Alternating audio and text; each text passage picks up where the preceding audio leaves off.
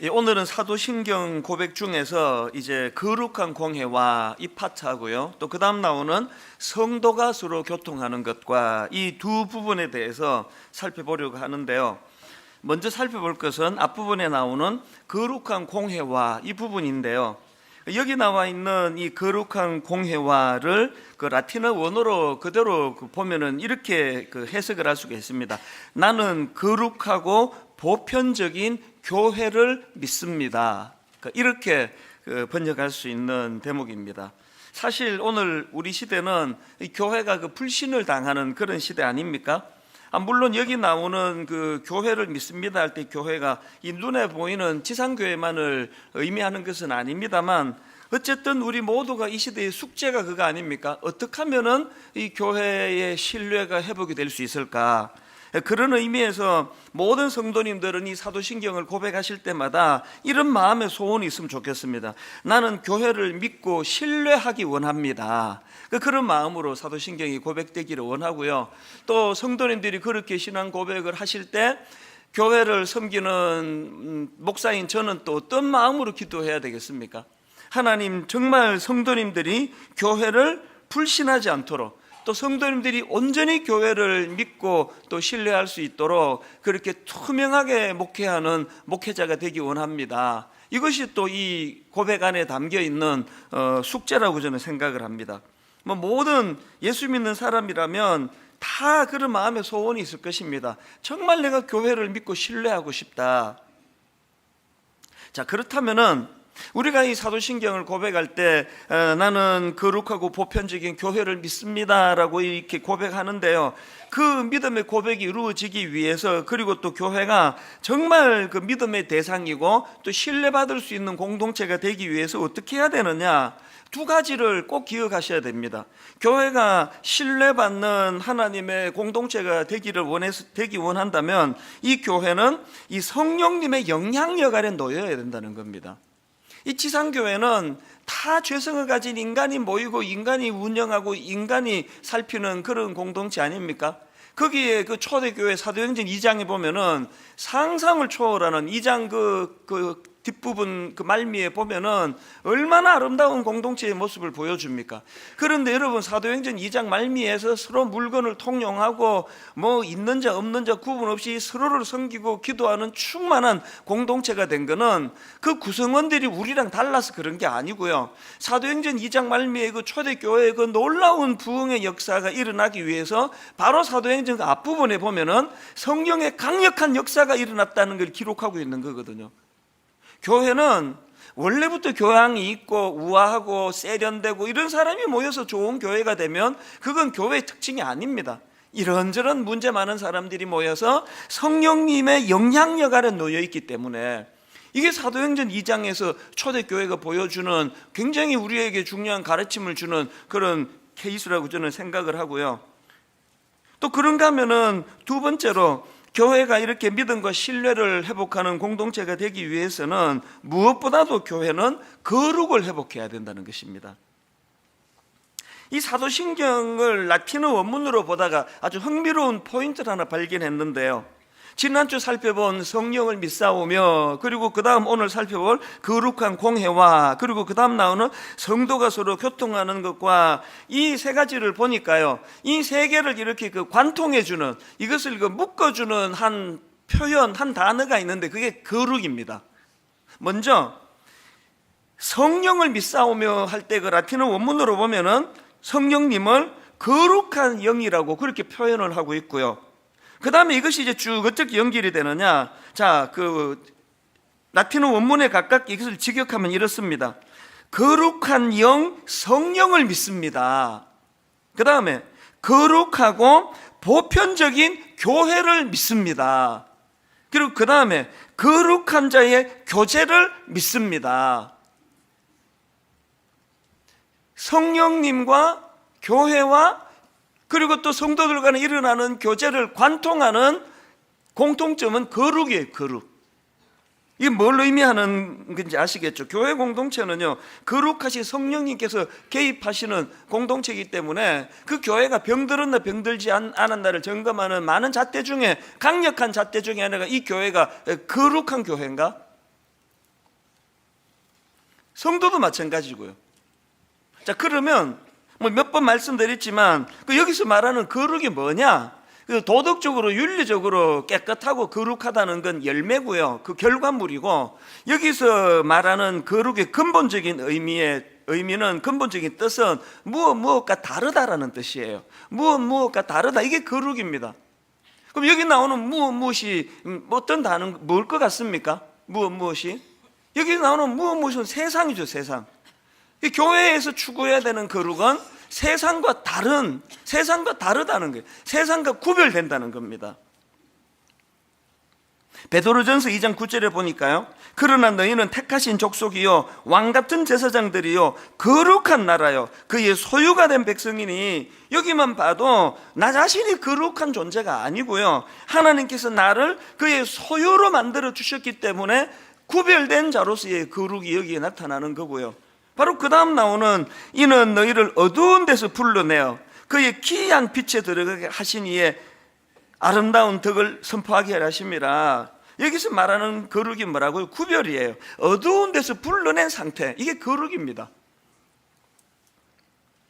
그래서 신명기 18장 9절에 보니까 내 하나님 여호와께서 내게 주시는 땅에 들어가거든 너는 그 민족들의 가증한 행위를 본받지 말 것이니, 또 마태복음 6장 7절 8절 또 기도할 때에 이방인과 같이 중언부언하지 말라. 그들은 말을 많이 하여야 들으실 줄 생각하느니라. 그러므로 그들을 본받지 말라. 여기 보면은 기도라는 행위를 포함한 영적인 행위는 물론이고 도덕적인 것, 또 윤리적인 모든 걸 다 포함해서 교회가 추구하는 거룩은 세상과의 다름이에요. 세상과의 차별성이에요. 한때 그 거창고등학교, 경남 거창 그 시골에 있는 거창고등학교가 우리 온 대한민국에 화제를 일으킨 적이 있었는데요. 그게 뭐냐 하니까 거창고등학교 직업선택 10계명, 한두 번은 다 들어보셨을 거예요. 이 거창고등학교가 기독교 학교 아닙니까? 그 학교가 표방하는 그 직업선택 10계명인데요. 화면으로도 제가 이거를 좀 부탁을 드려놨는데 한번 천천히 한번 보세요. 10계명 중에 첫째가 뭐냐? 월급이 적은 쪽을 택하라. 이 처음부터 심상치 않죠? 그럼 두 번째가 내가 원하는 곳이 아니라 나를 필요로 하는 곳을 택하라. 그 다음 세 번째가 승진의 기회가 거의 없는 곳을 택하라. 네 번째가 모든 조건이 갖추어진 곳을 피하고 처음부터 시작해야 하는 황무지를 택하라. 다섯 번째, 앞을 다투어 모여드는 곳을 절대 가지 마라. 아무도 가지 않는 곳을 가라. 여섯 번째가 장래성이 없다고 생각되는 곳으로 가라.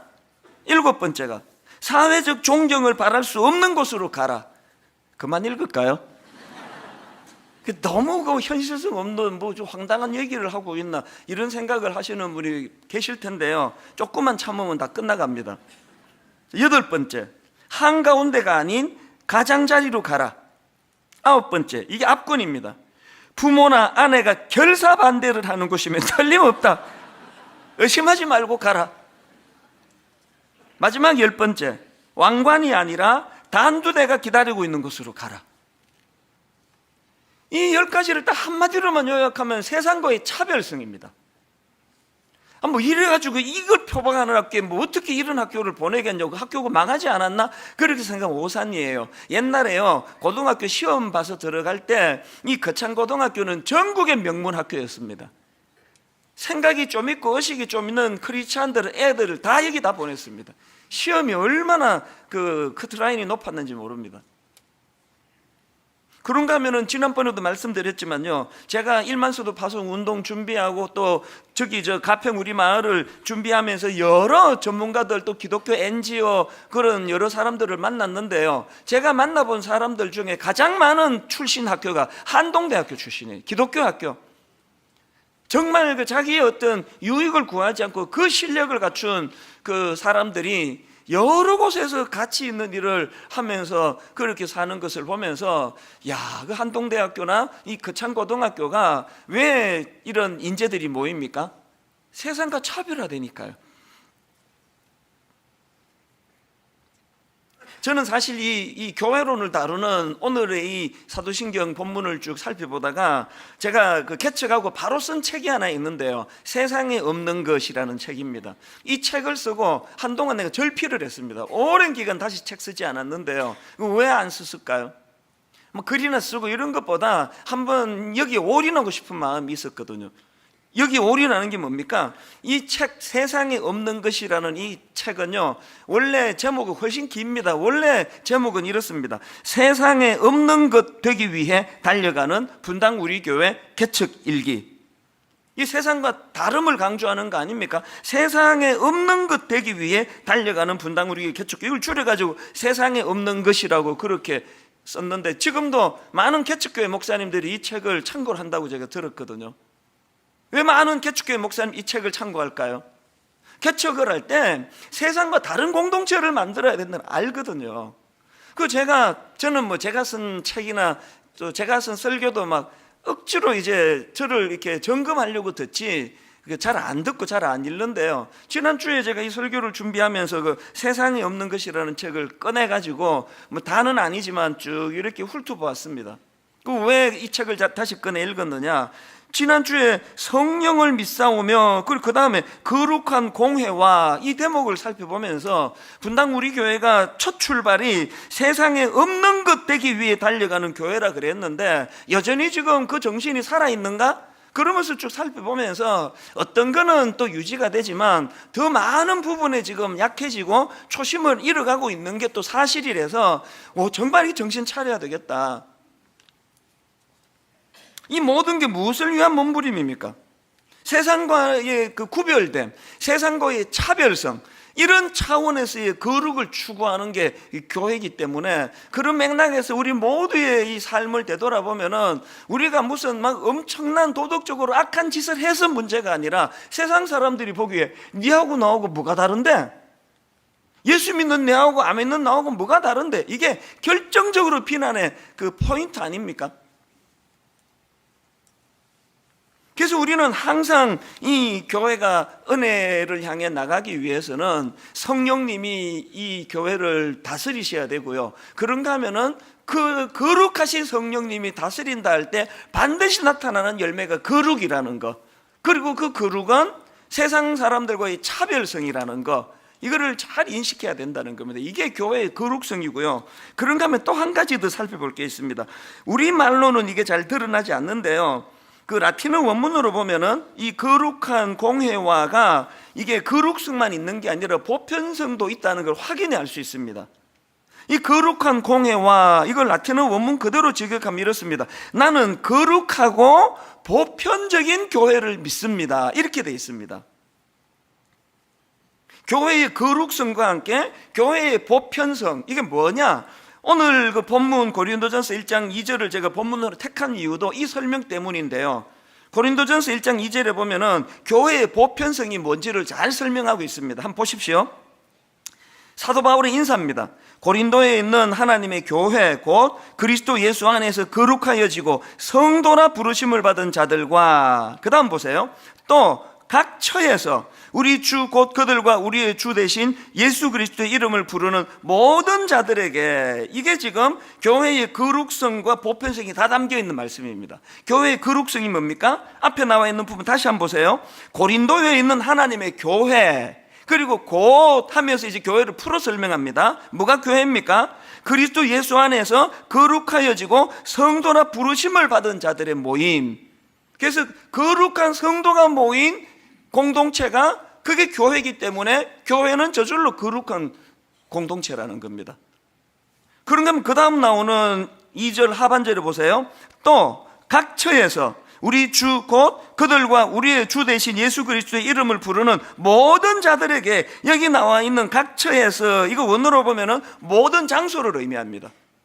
그러니까 지금 사도 바울이 교회의 거룩성을 말하면서 고린도에 있는 하나님의 교회라는 그 지역성을 설명하고 그게 끝나는 게 아니라 그 다음에 거기뿐만 아니고 모든 장소에서 각 처에서 우리 주 곧 그들과 우리의 주 대신 예수 그리스도의 이름을 부르는 모든 자들의 모임, 이게 다 교회라는 겁니다.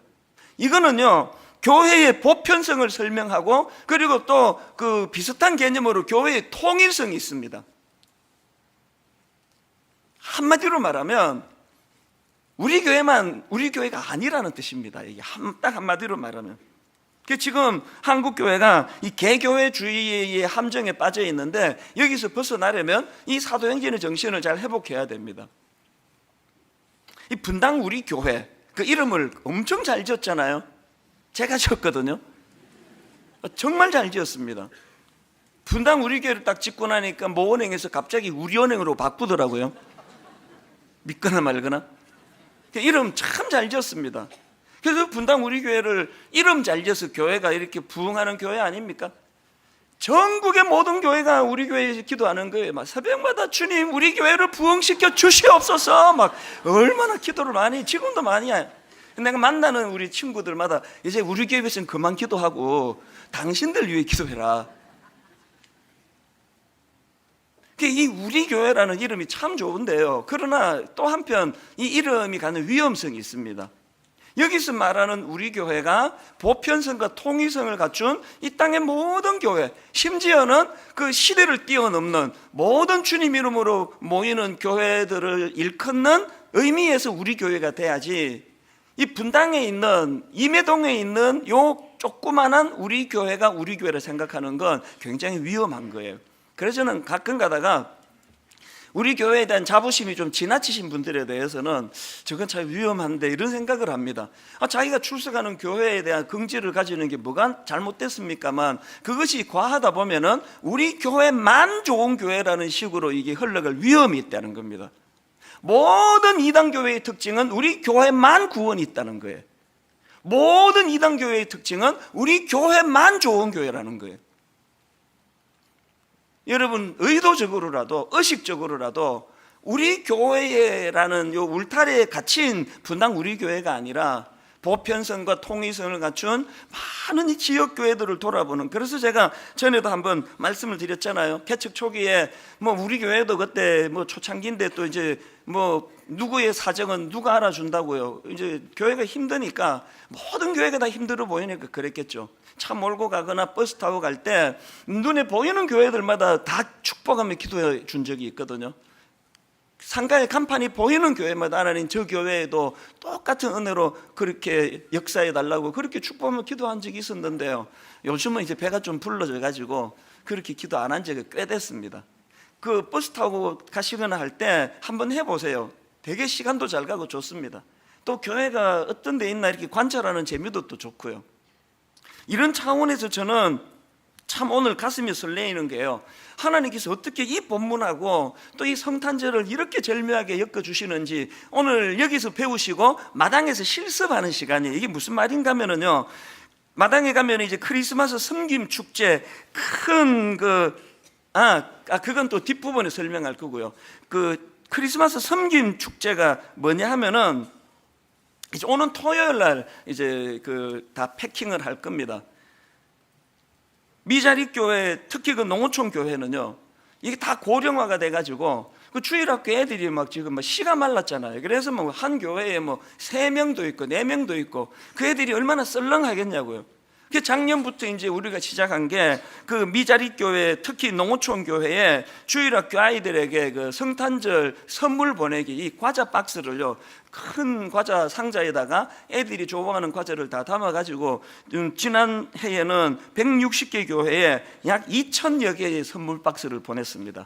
전국에 있는 농어촌 교회, 미자립 교회로 한 2,000 박스를 저희가 보냈는데요, 그 중에서 제가 참 마음이 훈훈했던 어떤 그 목사님의 글을 누가 보내준 걸 봤습니다. 이분이 그 페이스북에다가 어떤 간증의 글을 올렸냐면 이제 뒷부분의 부분이 감동이 됐는데 이해를 위해서 앞부분도 읽어드릴게요.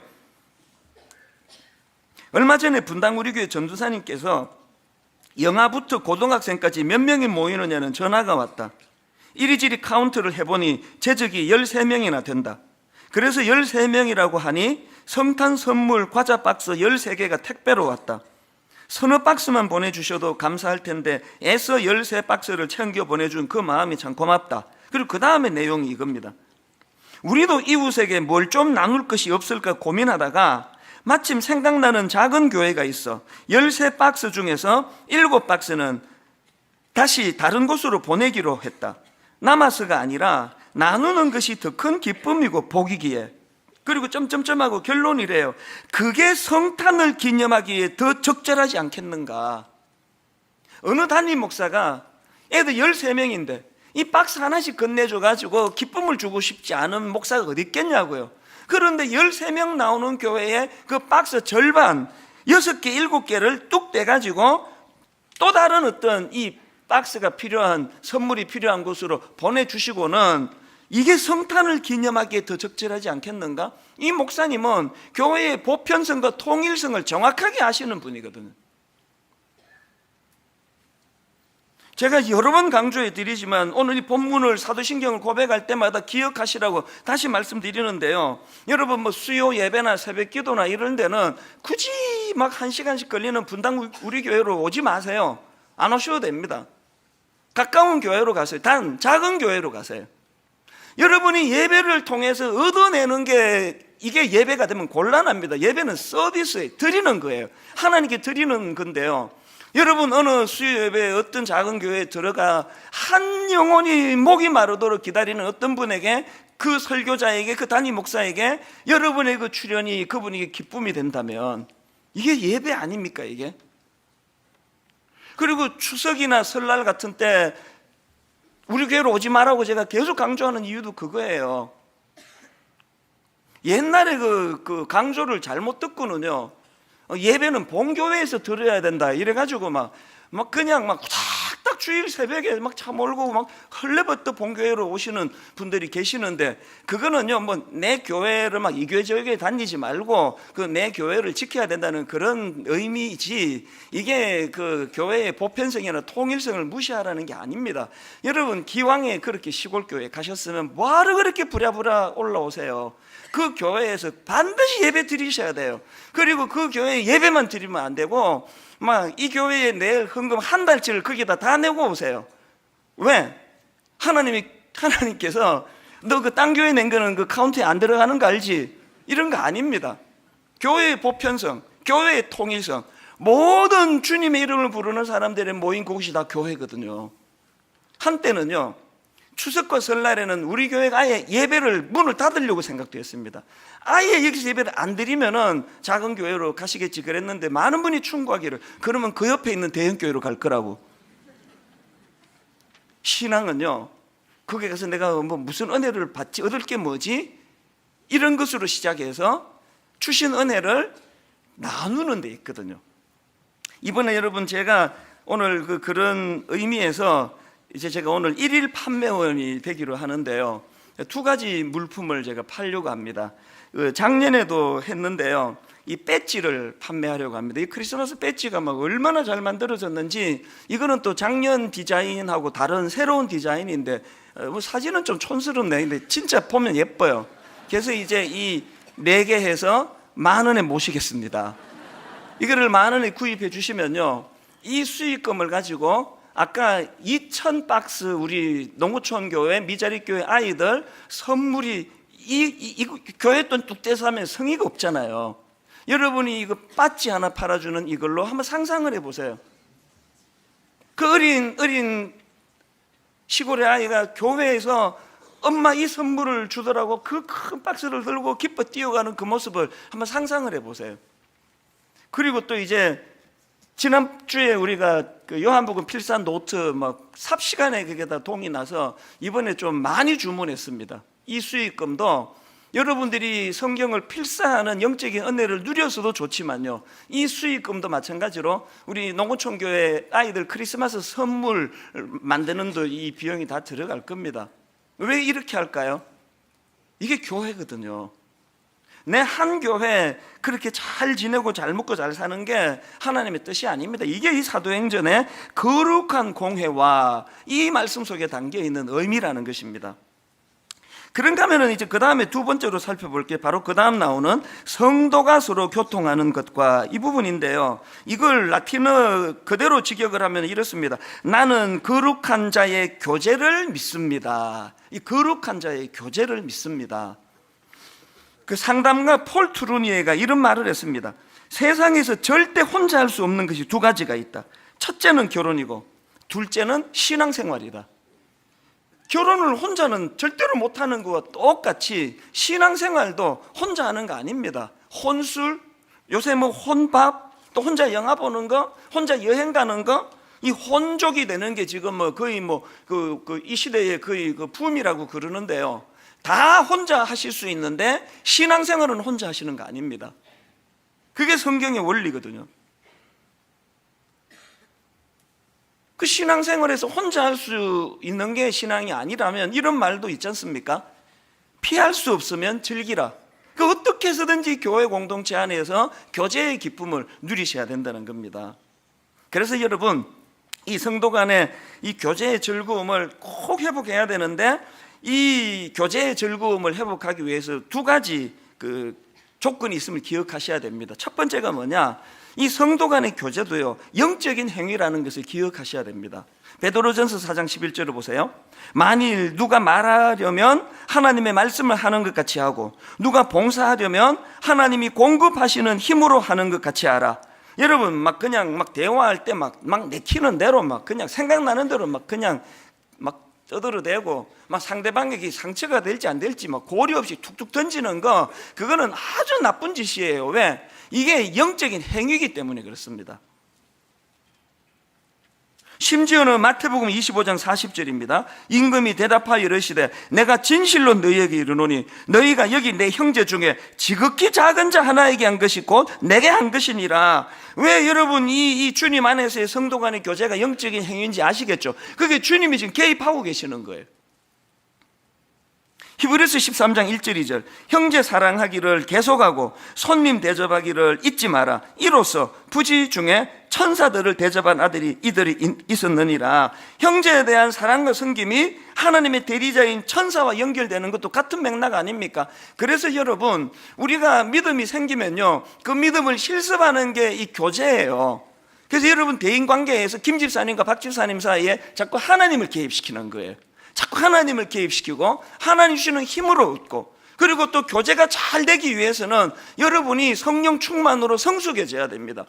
제가 언젠가 비행기를 타다가 굉장히 큰 깨달음을 하나 얻었는데요. 맨 처음에 비행기 타면은 여러 주의할 거를 알려주지 않습니까? 그 중에 하나가 비행기가 문제를 만나면 이 산소 마스크가 위에서 확 내려오는데, 이런 노약자나 어린아이들을 잘 돌봐야 된다, 그걸 강조하면서 뭐라고 말하는 게 아니까 산소 마스크가 내려오면 먼저 본인이 안전하게 착용을 하고, 우리 생각에는 그 약자들을 먼저 도와야 될 것 같은데요, 먼저 본인이 안전하게 착용을 하고, 그리고 아이들과 노약자나 또 연약한 사람을 도와라, 이런 요지로 제가 안내문을 줬는데, 굉장히 제가 그때 이 성령님께서 또 이렇게 멘트를 하시는구나.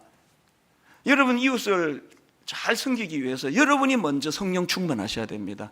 여러분이 먼저 은혜의 공급을 많이 받으셔야 돼요. 부부간에 믿음이 좀 좋은 배우자가 있고 믿음이 약한 배우자가 있다면, 여러분 믿음이 좋은 배우자가 늘 하나님 은혜를 공급받아야 돼요. 내가 먼저 회복이 돼야, 그래야 상대방을 섬길 수 있다는 것입니다. 창세기에 보면은 아담이 범죄하고 나니까 그렇게 내 뼈 중에 뼈요 살 중에 살이라고 기뻐했던 그 여자가 비난의 대상이 되잖아요. 이 여자 때문에 내가 이렇게 됐다고. 여러분, 가정 회복을 위해서는요, 부부가 그냥 외식도 하고 영화도 보러 가고 노력 많이 해야 되지만, 더 중요한 건 믿음 좋은 그 사람이 먼저 믿음이 회복돼야 될 줄로 믿습니다. 그런가 하면은 여러분, 성도 간의 교제의 즐거움을 회복하려면 한 가지 더 기억하셔야 되는 게 있는데요, 그리스도 안에서의 교제란 기본적으로 자기가 가진 것을 나누는 것을 의미한다는 겁니다. 이 성도가 서로 교통하는 것과 이 부분에 대한 자료를 찾다가 보니까요, 만화 사도신경이라고 있습니다. 만화라서 가볍게 생각하시면 안 됩니다. 굉장히 중요한 엑기스들만 그렇게 묶어서 참 잘 만든 만화책인데요, 거기에 보니까 이 성도가 서로 교통하는 것과에 대하여 이런 설명을 해놓았더라고요. 자, 들어보세요.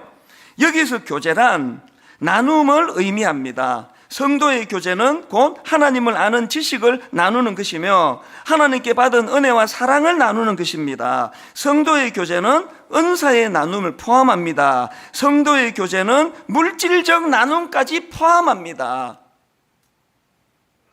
그러고 보면 제가 아까 초대교회 사도행전 2장에 놀라운 교회의 영적 성숙과 부흥을 설명했는데요, 이 흐름을 한번 보세요. 사도행전 2장 42절, 그들이 사도의 가르침을 받아 서로 교제하고 떡을 떼며 오로지 기도하기를 힘쓰니라. 사람마다 두려워하는데 사도들로 말미암아 기사와 표적이 많이 나타나니, 먼저 영적으로 그 성도들에게 은혜가 많이 임했습니다. 그랬더니 바로 그 다음 44절부터 보세요. 믿는 사람이 다 함께 있어 모든 물건을 서로 통용하고 또 재산과 소유를 팔아 각 사람의 필요를 따라 나눠주며, 교회에서 이루어지는 성도 간의 교제는 기본적으로 자기가 가진 것을 나누어 주는 거라 그랬잖아요. 은혜 받으면 그 은혜를 나누어 주는 거고, 물질로 여유가 있으면 물질을 가지고 그들을 섬기는 것이고,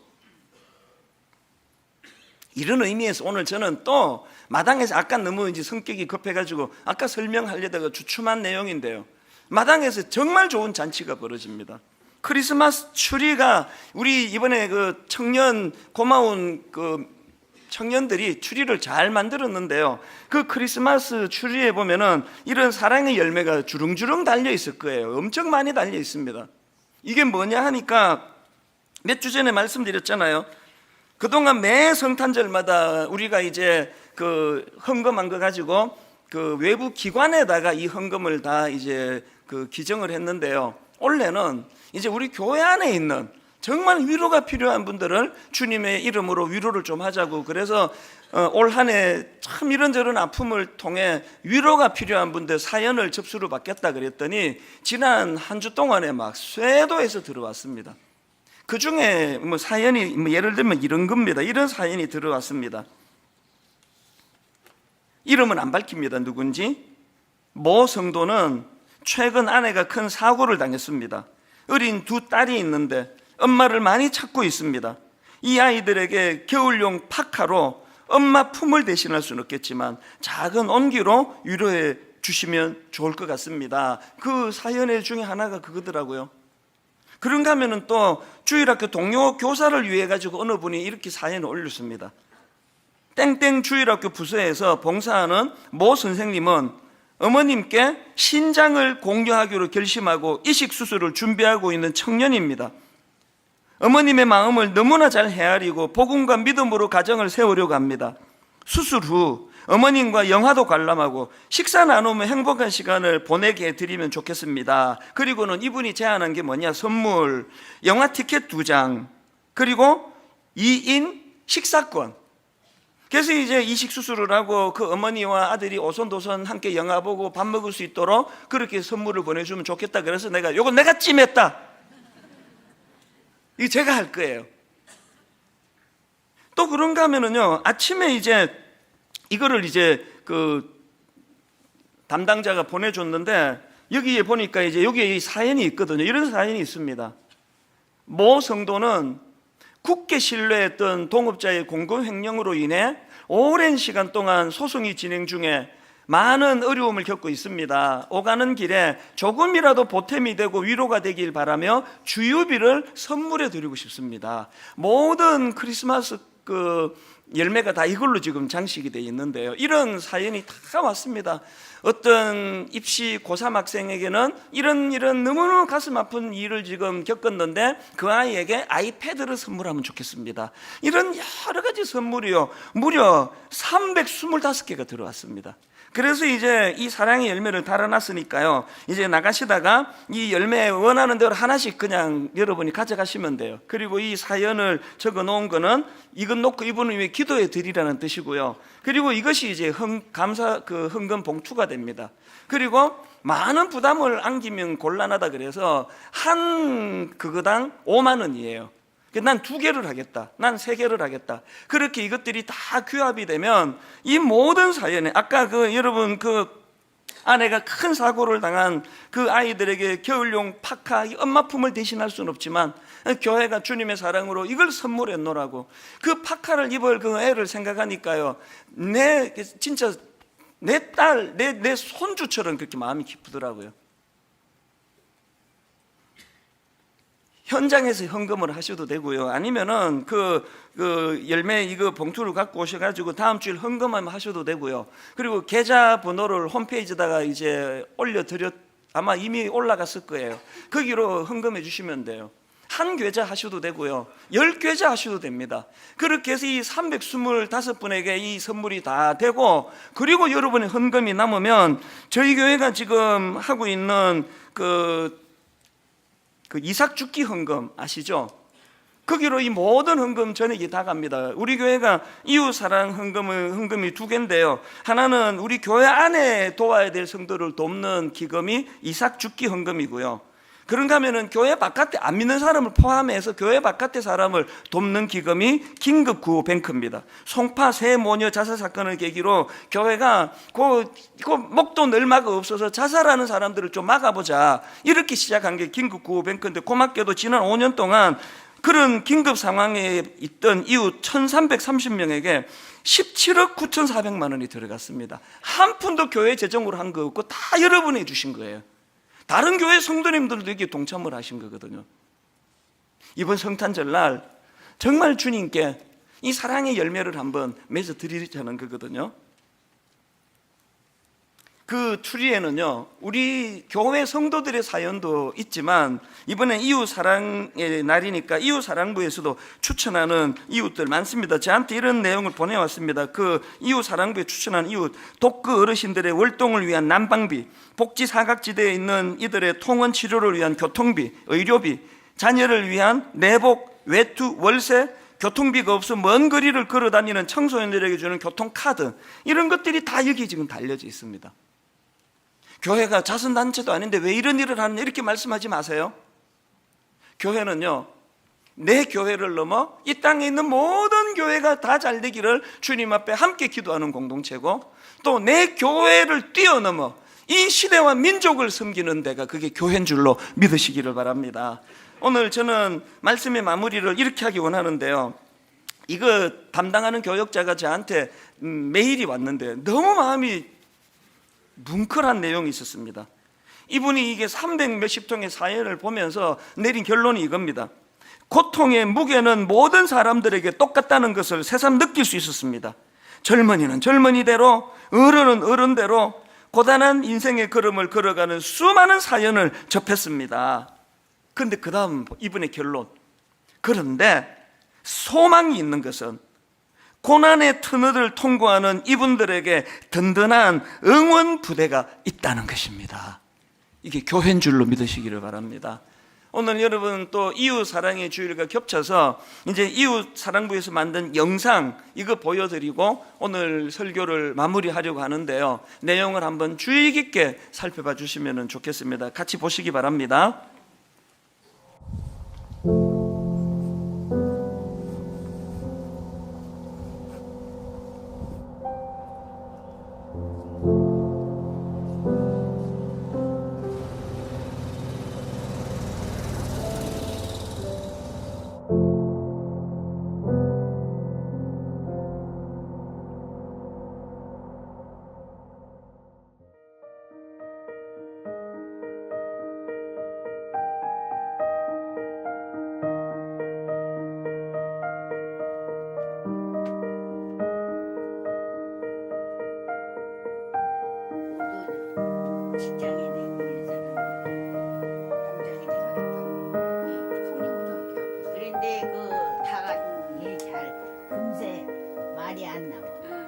커다란 달력 뒷면에 빼곡히 막 그냥 버려지는 달력에 처음부터 끝까지 꽉 채우세요. 그걸 이제 한글을 이제 쓰시면서 반복해서 쓰시면서 이제 어느 날은 딱 보니까 한글로 아버지, 어머니를 달력 뒷면 빼곡히 연습을 하셨더라고요.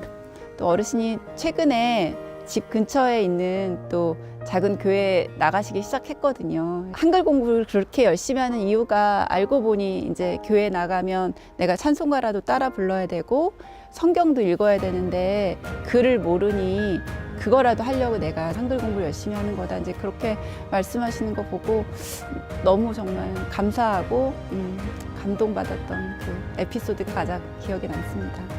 오고시요. 전화해가지고 내가 아프다 그러면 그 죽을 이것저것 사가지고 오신다고. 너무 미안해. 어떨 때 제일 보고 싶으세요? 너무 잘해주니까 뭐라고 말할 수 없어요. 나 같은 사람 뭔 저거라고 그렇게 잘해요. 그러니까 내가 복 있는 사람이지.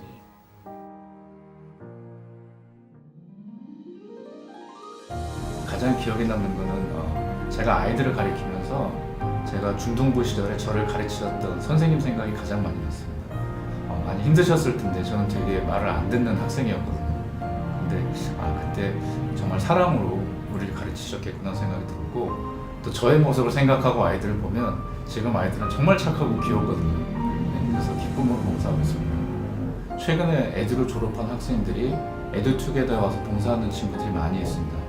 그 모습을 보면 이런 부분이 사랑의 선순환이구나 라는 생각이 들고, 또 이 아이들이 자라서 다음 세대 아이들에게 그런 사랑을 잘 전해줬으면 하는 바람이 큽니다.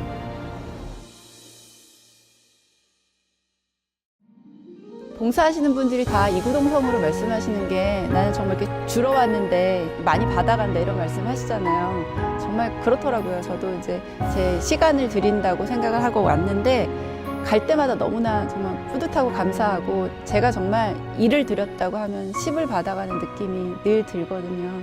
제가 많이 웃는 타입이 아닌데요. 사실은 봉사를 하면서 목요일날 수업을 할 때 가장 많이 웃는 것 같습니다. 그리고 또 아이들을 보면 너무 이렇게 기쁜 마음이 많이 들어요. 그래서 그런 모습을 보면서 제가 비록 봉사를 하러 왔지만 오히려 더 크게 저에게 은혜가 되는 걸 많이 느낍니다.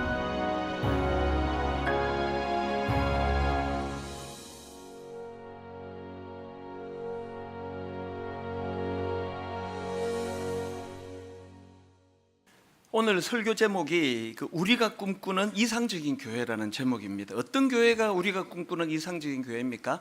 예수 그리스도의 십자가로 세워진 교회, 그리고 우리를 십자가로 인도해 주시는 성령님께서 이 교회를 주관하시고 주도하시고 이끌어 주시는 교회, 그리고 그 많은 받은 은혜들을 가두어 두지 않고 이것을 우리 주변 교회로, 우리 이웃으로 흘려보내는 성도들이 모인 교회, 성도들 간의 교제가 충만하게 은혜 가운데 넘치는 교회, 이런 교회를 향한 꿈을 꾸시고 우리 모두가 다 교회를 믿고 교회 안에서의 성도 간의 교제를 믿을 수 있는 것 성령님이 함께 개입하시기 때문입니다. 그렇게 고백하는 좋은 교회를 향한 꿈을 꾸며 달려나가는 분당 우리 교회 성도님들 되시기를 주님 이름으로 축복합니다. 오늘 말씀을 우리 기억하시면서 우리들의 찬양 45번입니다. 교회를 향한 이 꿈, 우리에게 소원이 하나 있네. 한 항목 한 항목 우리 찬양을 선포하시면서 우리 힘있게 이 찬양 같이 부르도록 하겠습니다. 우리에겐 소원이 하나 있네. 우리에겐 소원이 하나 있네. 어떤 소원입니까? 주님 다시 오실 그날까지, 다시 오실 그날까지 우리 가슴에 새긴 우리 주의 가슴에 십자가 사랑, 새긴 주의 십자가 사랑 나의 교회를 사랑케 하네. 사랑케 하네. 주의 교회를 향한 우리 마음, 교회를 향한 우리 마음 희생과 포기와 가난과 고난, 가난과 고난 하물며 죽음조차 우리를 막을 수 없네. 감히 이렇게 선포합니다. 우리 교회는 이 땅의 희망. 아멘. 교회를 교회되게, 예배 예배되게 우리 사용하소서. 진정한 부흥의 날 오늘 임하도록 우리 사용하소서. 우리 꿈을 가지고 다시 한번 우리에겐 소원이 하나 있네. 주님 다시 오실 그날까지 우리 가슴에 새긴 주의 십자가 사랑, 나의 교회를 사랑케 하네. 주의 교회를 향한 우리 마음, 여러분 교회를 향한 이 마음을 선포하십시오. 희생과 포기와 가난과 고난, 하물며 죽음조차 우리 막을 수 없네. 힘있게 선포하십시오. 우리 교회는 이 땅의 희망. 교회를 교회되게 예배되게 우리 사용하소서. 진정한 부흥의 날 오늘 임하도록 우리 사용하소서. 이를 가능해 하시는 성령님, 성령 안에 예배하리라.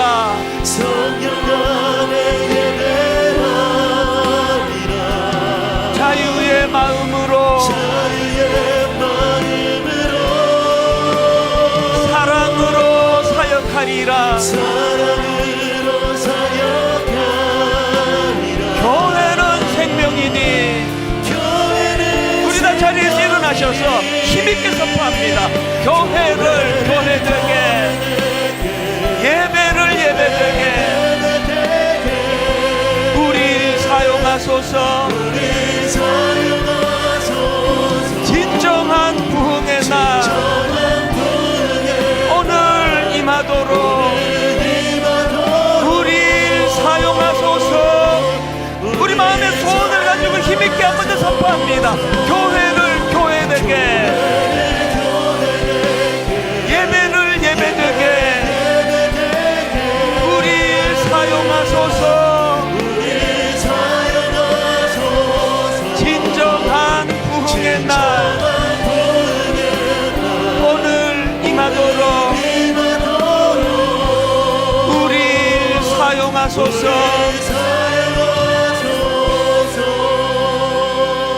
우리 모두가 꾸어야 될 꿈입니다. 교회가 아버지 불신을 당하고 지탄을 받는 거, 이거 절대로 그 내버려 두서는 안 되는 너무나 중요한 사안입니다. 하나님, 목사인 저부터 교회가 신뢰받을 수 있도록 하나님 더 의지합니다. 이 교회가 성령 공동체 되기 원합니다. 십자가로 세워진 교회라는 사실을 믿음으로 보기 원합니다. 오늘 하나님, 우리 주변의 모든 연약한 지체들을 품고 기도하며, 교제는 내가 받은 은혜를 나누는 거라 그랬는데 아버지, 저를 사용하여 주시옵소서. 우리 통성으로 한 목소리로 같이 기도하시겠습니다. 살아계신 하나님 아버지, 오늘 아버지 하나님 주신 말씀을 가지고 우리 자신을 되돌아보기 원합니다. 하나님, 이 교회는 예수 그리스도의 십자가로 세워진 교회입니다. 하나님, 이 교회는 오늘도 주님께서 가장 사랑하시는 공동체입니다. 하나님, 이 교회는 성령께서 주관하시는 공동체가 되기를 원합니다. 성령님이 교회를 이끌어 나가시는 줄 믿습니다. 우리의 이기적인 생각들을 다 내려놓고 하나님 아버지, 성도 간의 교제는 내가 받은 그 은혜, 내가 받은 물질, 내가 받은 그 무엇을 흘려보내는 것이라고 주님 말씀해 주신다면, 오늘 이 교회는 그 아름다운 성도 간의 교제가 일어나도록 은혜 내려 주시옵소서. 하나님 아버지, 사랑해 주십니다. 그리고 하나님 아버지, 이 자리 교회, 농어촌 교회에 그 아이들에게 선물을 보내는 이 일과 하나님 요한복음을 실사하는 이 일과 모든 영성간의 이신의 세상과의 차별화된 성탄절 맞이가 되게 하여 주시옵소서. 아버지, 교회가 세워질 수 있는 역사하여 주시옵소서.